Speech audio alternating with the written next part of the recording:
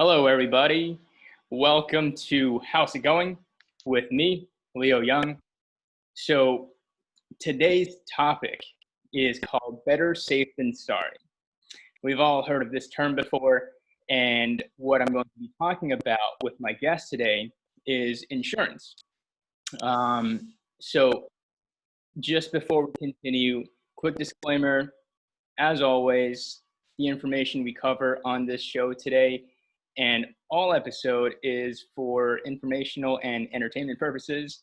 So before making a material decision, talk to the appropriate professional and go from there.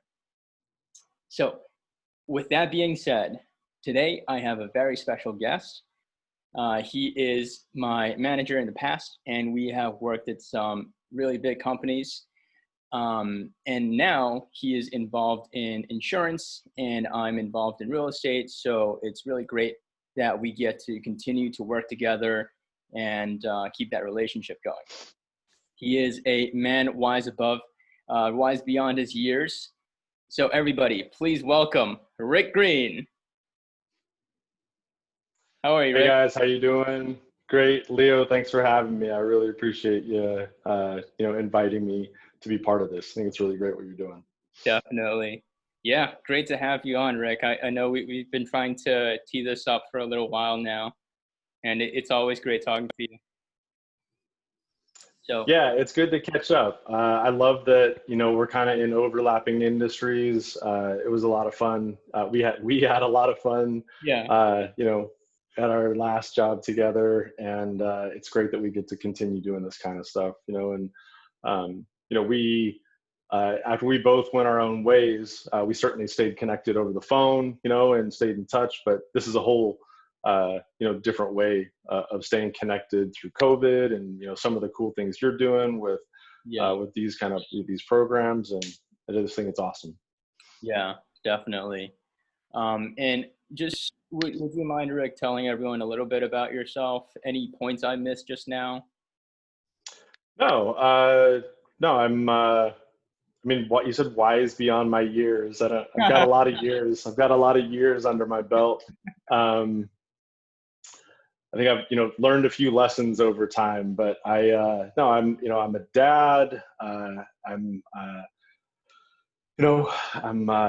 live out here in Western Mass now. I was in Boston for several years. I've lived all over the country. Like you said, I've worked for some really big companies, and now, I'm insurance, and I love what I do. I get a chance to help people. I learn about people and their families and their assets and what's important to them. And it's really my job to help them protect all that stuff. And I really enjoy the work that I do today. Nice to hear. And Rick, just a follow-up question. So what do you like about insurance, about what you do? It's all this. There is some computer time, some number crunching kind of stuff, but I get to talk to a lot of people. I get to meet a lot of people. And we talk about what's really important to them. So, if it's a business owner, if it's a family, if it's somebody that's getting their very first car, first time on the road, or if it's, you just get to meet so many different people, and they're choosing to trust you with the things that are most important to them. And that's pretty cool, when you think about it. You get to do the same thing, right? You're placing people where they might be building a family, right? And what an honor that people allow you to help them make those kinds of choices and decisions. I just think it's really cool that we get to do what we do. Definitely, and that's really well said, Rick. So with that being said, let's sort of see the questions that we have today.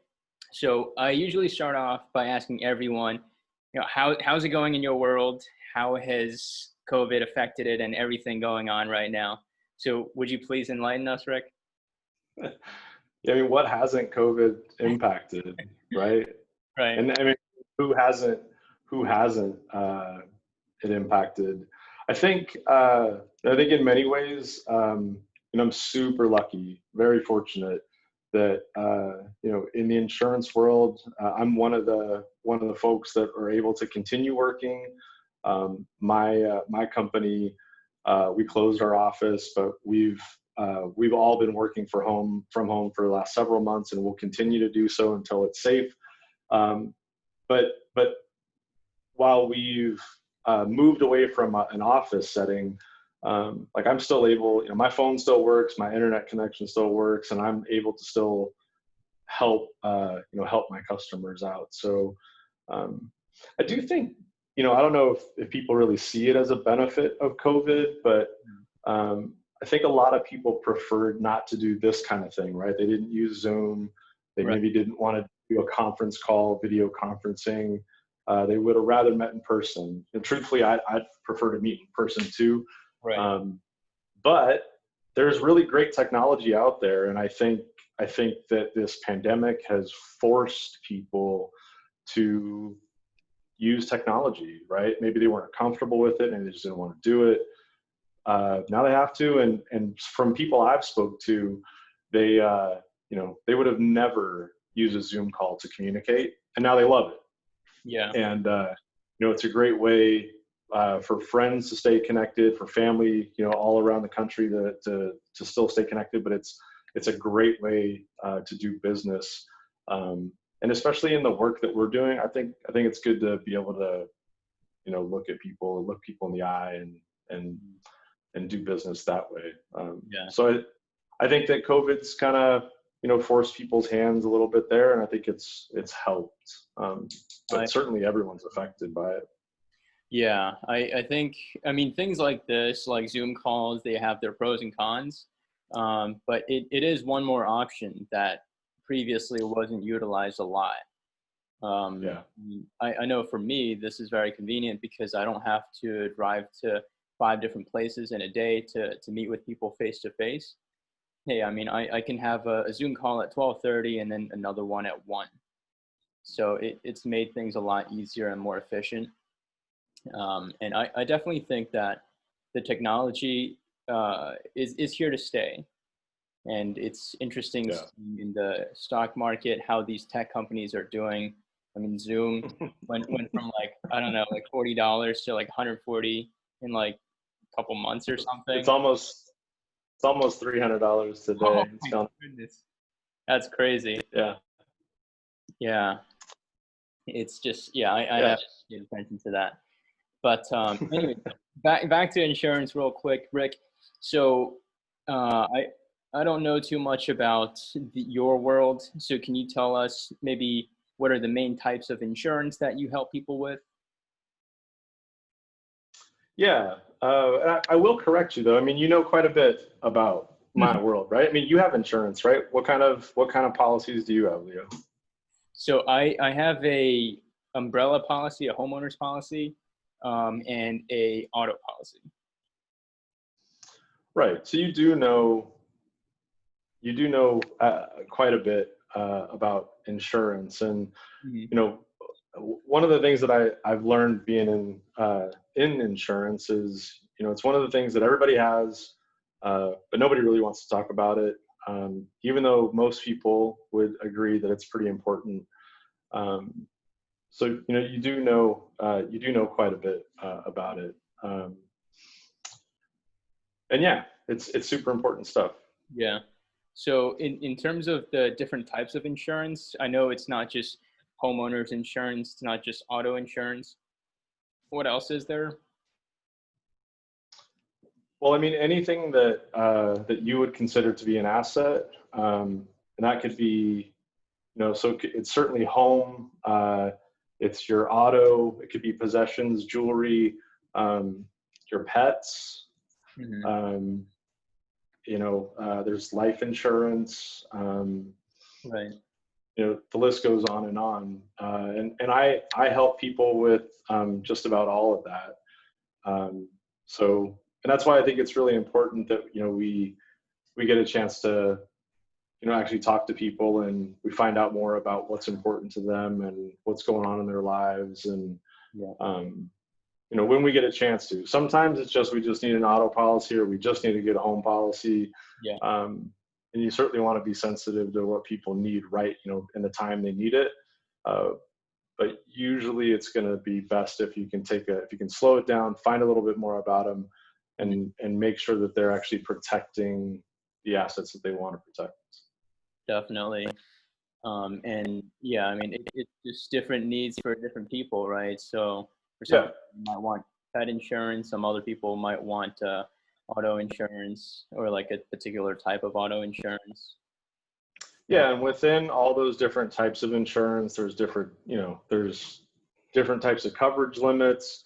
Like you said, on your home policy or your umbrella policy, you have certain coverage limits on those because they help you protect what's important to you, right? Mhm. Every individual is different, and every situation is different, and most times it requires a different kind of policy, and that's why we have to learn a little bit more about the people we're working with. Definitely. You can insure just about anything, though. Yeah. That's see, I don't really think about it, and you're completely right. You know, people don't really think about insurance until they need it or they're forced to get it, right? Right. And speaking of that too, so where you and I overlap the most is the real estate side. So homeowners insurance and condos insurance and things like that. Um, Yep. can you explain to us what exactly that is, what it covers, and why is it important to have? Excuse me. Yeah. So, I mean, usually if you're buying a home, the bank's going to require, if you're using a loan to buy a home, the bank's going to require that you have a homeowner policy in place, and they're usually going to dictate their the minimum levels of coverage that policy has to have in order for them to write the loan, and for everybody to be okay, going to closing.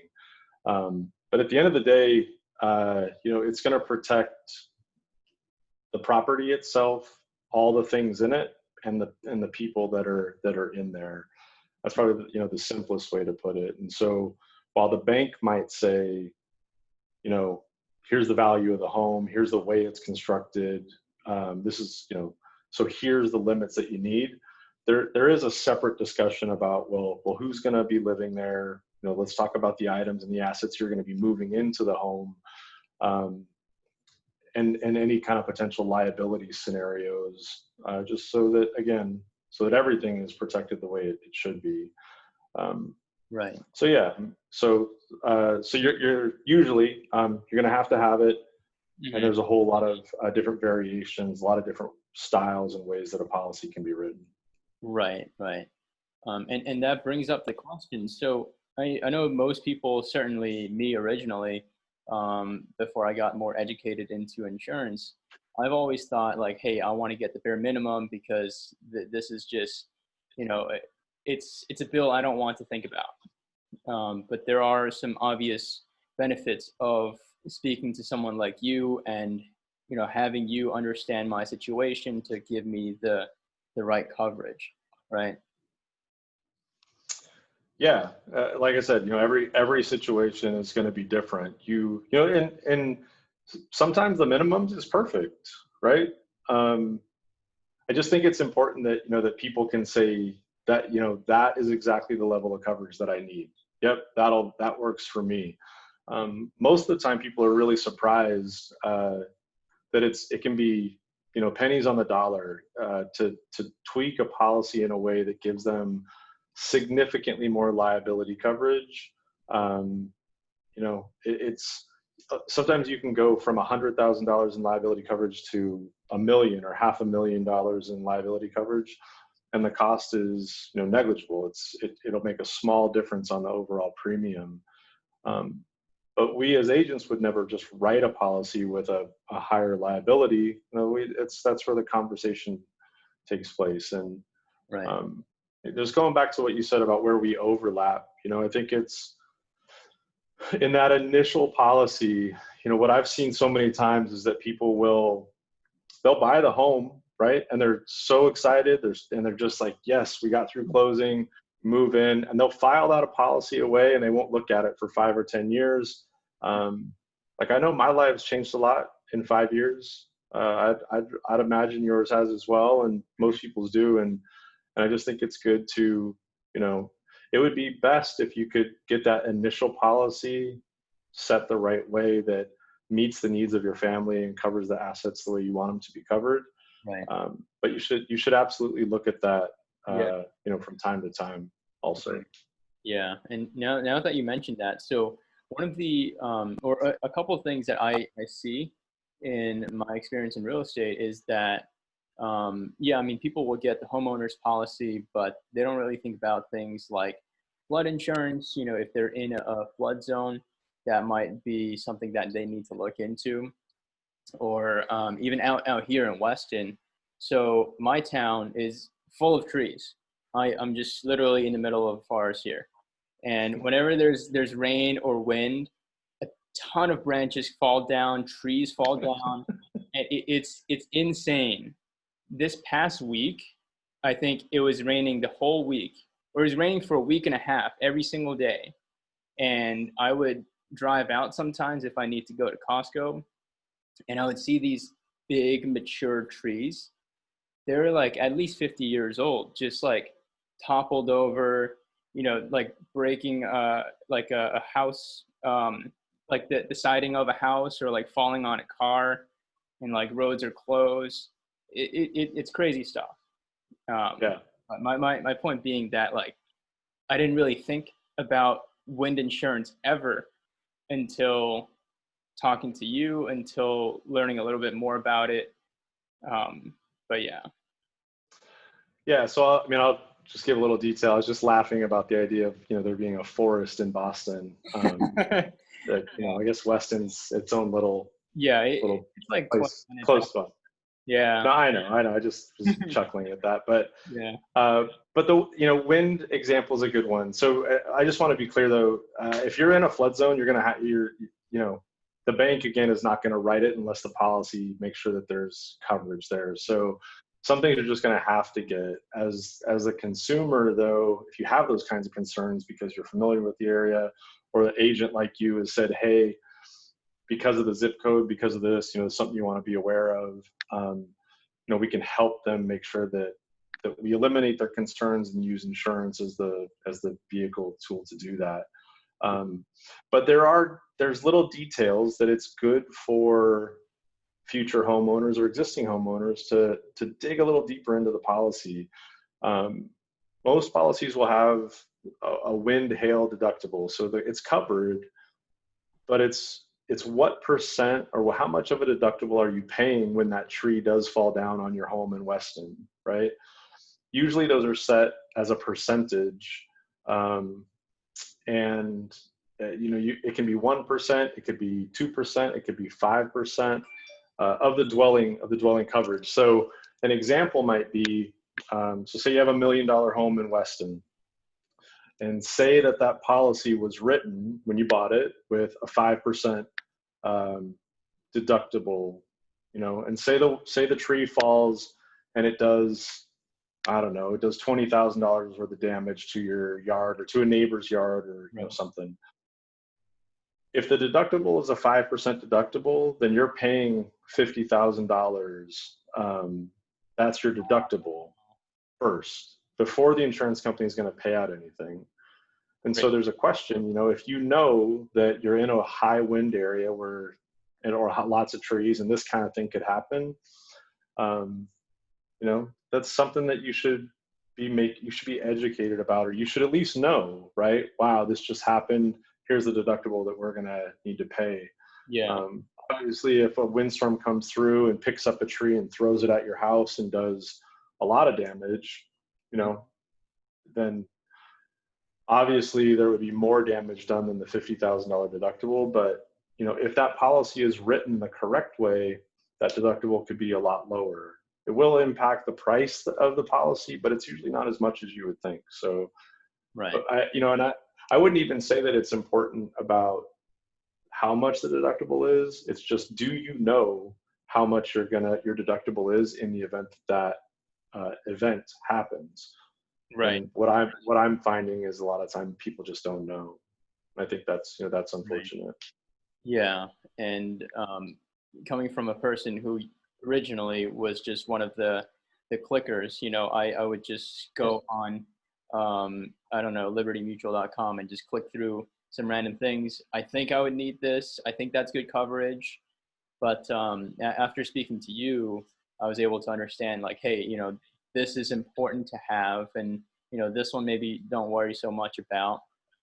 So that's helpful.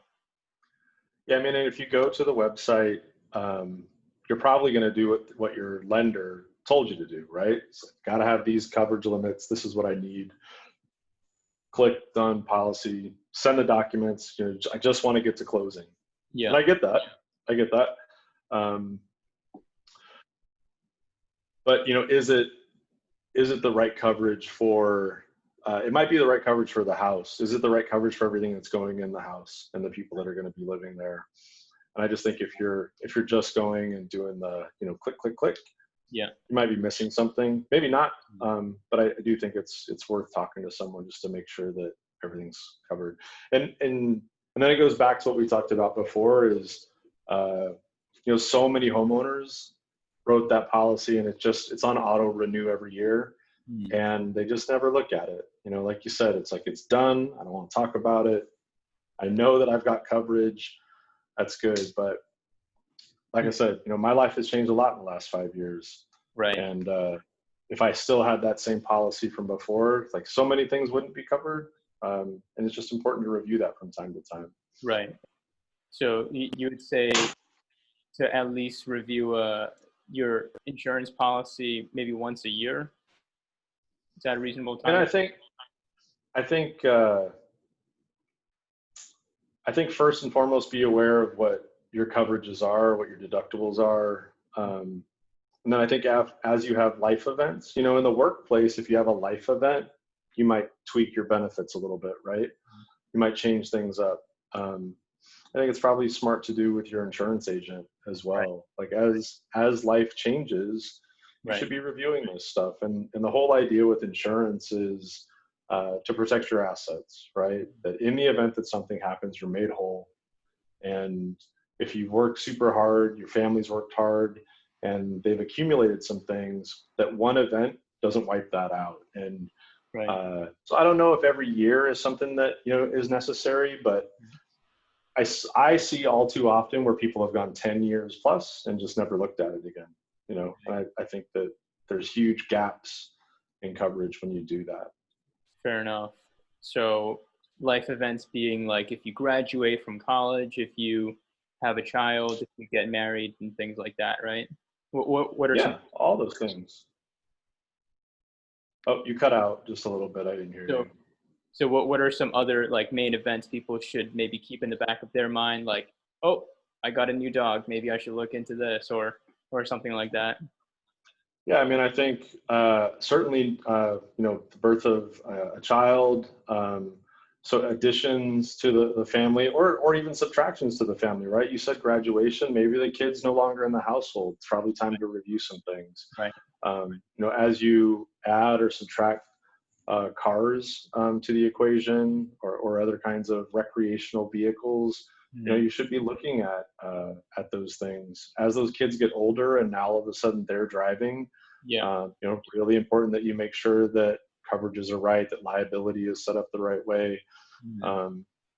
Just any kind of big event, as maybe as you progress, maybe you got a better job, maybe you have a little bit more income, maybe there's some different things you want to do. Maybe it's around life insurance, or maybe it's maybe adjusting to a certain coverage level wasn't quite within the budget, but now it is.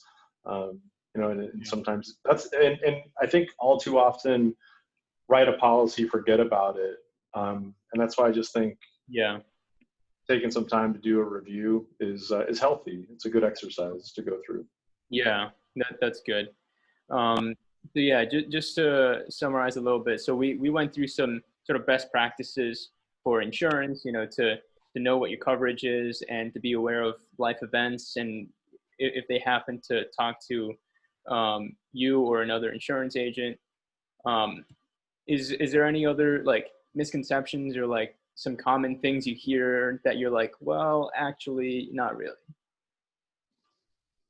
I mean, we talked about it a little bit. I just think if you're only like the website, the online tools, all fantastic. I use them. I encourage you should shop around. But if that's the only tool that you're using, I just think that that's a big mistake. Mhm. You know, probably the telltale is, do you know the first name of your agent? And if you do, then you're probably in a good spot. If you don't, then I'd encourage you to connect with someone. I'd obviously love it if it was me, Yeah. but you should know that person, right? And I mean, you're entrusting them Yeah. to write a policy a certain way to take care of a lot of things, and you just Yeah. can't do all that just by going online. Right. And yeah, I think that's one of my favorite parts about just insurance and having an actual agent that I know the first name of. So when I have a insurance related question, I could just call them instead of like going on a 1-800 number and like, verifying Yeah. identity and like doing all that stuff. And it's just a much better customer experience in my opinion. Yeah. And, yeah. Yeah, I think, so much of the work that I do is just around education. Like every conversation, we're not writing policies. Like a lot of times, people have questions, or, they're saying that they want to do this, and it's like, whoa, well, let me just, maybe let me just advise a different direction, right? Let me maybe make a recommendation, or, here's some things to think about.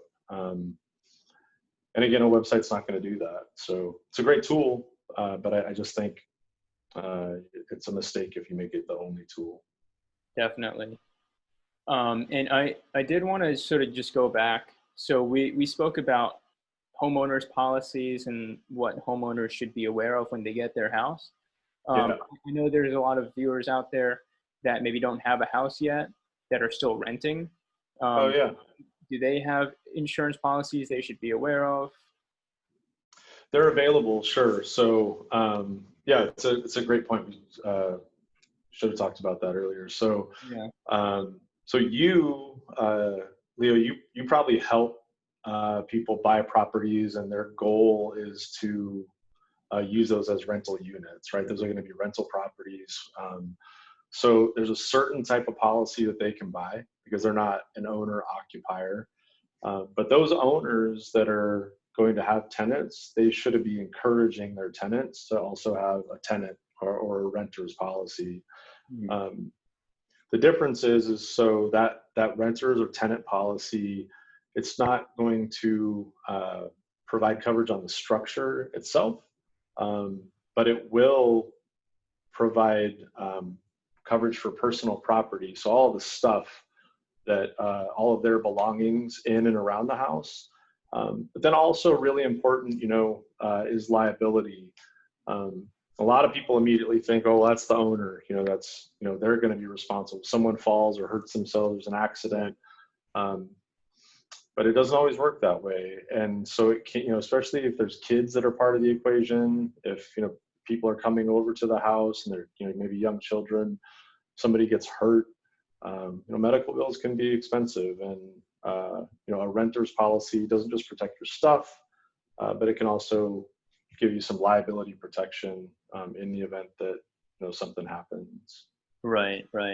So yeah, and that's a great point you bring up. So yeah, aside from like accidents happening to your house, I think like if there were natural disasters like tropical storms, or like earthquake or something that maybe knocks some stuff around the house, right? Like your landlord wouldn't cover that. That would be your policy, right? Your personal policy as Right. a renter. Those Weston tropical storms do a lot of damage It's out there. crazy. Um, Yeah, I know. yeah. Learning about that. Yeah. No, so your landlord wouldn't cover that. Mm-hmm. That's your stuff. So if that same tropical storm rolled through and did damage to the property, yep, absolutely. Yeah. The owner's policy would cover the structure of the dwelling, but if your stuff is damaged, it's not going to be covered under their policy. And Right. that's why I encourage the tenant policy, where the owner of the property should be encouraging the tenant they should do it, and the tenant should do it also. A huge misconception is that these types of policies are pricey. Hmm. I mean, they can be, I've seen them, as low as, $6-7 a month. Yeah. Obviously they can go up, Right. from there, but they're not expensive, and Right. it's something a lot of people should have in place. Yeah, definitely. I didn't think it was going to be that cheap. I mean, They're very affordable. yeah, that's good to know. I mean, I especially, mean, most of the time, sorry, Leo, most of the yeah. time, the right coverage is super affordable. Yeah. It's if you maybe just go online and you think, oh, that's the best deal. I got the coverage I want. That's the best deal, but it rarely is. And like Mhm. you just learned, you had no idea that it could be that inexpensive or that affordable. It really is. Definitely. Yeah, so that's good. And with that being said, we're sort of running out of time here, Rick. Okay. We could talk forever, but just let's summarize here. We talked about the best practices and misconceptions that people know. Like things like renters insurance, that's like surprisingly affordable. But is there anything else that we missed that you'd like to touch on? um, for your clients that are buying new properties, as soon as you become a homeowner, or even when you get one of the rental policies, that's one of the largest discounts on their auto policies. And it's usually a mistake that's made is people fail to, when they buy the home, they don't go revisit the auto with their agent. Almost 100% of the time, once they become a homeowner, and if they put those policies together, they're going to be some huge savings that go along with that. So, Okay. we didn't really talk about that, but I think that's important to Yeah. point out. Okay, that's good to know. I'll probably have a conversation with you sometime soon when I pick up my house. Sounds good. I'll be Yeah, available. and just to those viewers at home, if they have any insurance-related questions, Rick's a great resource. He's personally spent hours on the phone with me, just educating me through all the nuances and stuff. We've spent a few hours. Yeah. Yeah, and I definitely appreciate that, Rick. Would you mind just sharing your contact info so if anybody's interested, they can get in contact with you? Yeah, of course. So email address, it's Rick.Green, Rick.Green @libertymutual.com. Cell phone, so you don't have to call an 800 number, no phone trees to dial through. It's a direct line right to me. It's 413-262-4230. You can call or text, and I'm pretty available. Nice. And I'll leave the information in the description just so people don't Great. have to watch till the last minute to see your contact info. But with that being said, let's end on a high note. So we know that with everything going on right now, it's crazy for everybody, right? But I think one of the people that have been impacted the most is the class of 2020. So they're graduating in a pretty crazy time, right? With everything going on, all this uncertainty, all the different changes that nobody's really seen before. I don't know. Do you have any words of wisdom for the class of 2020? It is crazy to think about, right? You see all the congratulations signs on people's lawns and stuff, and certainly I would have never expected that this would be happening to everybody. I'm actually we're expecting we're going to have a baby boy in about 6 weeks, and COVID has certainly changed everything, right? And so I feel like there's lots to learn. But for the graduating class, I think something that's helped me in my years has been just staying teachable and staying, constantly being in a state of learning. You just graduated, so you probably don't want to still be a student anymore, but trust me, as you step into your first career and then new careers and new opportunities, it's going to serve you well to kind of always be a student and remain teachable. I think it's probably the best advice I can give. Okay. Yeah, that sounds good. Anything else, Rick?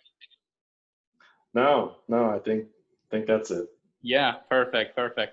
Well, as always, it's a pleasure speaking to you, Rick. And to those back home, thank you so much for tuning in. I hope you got something useful out of this.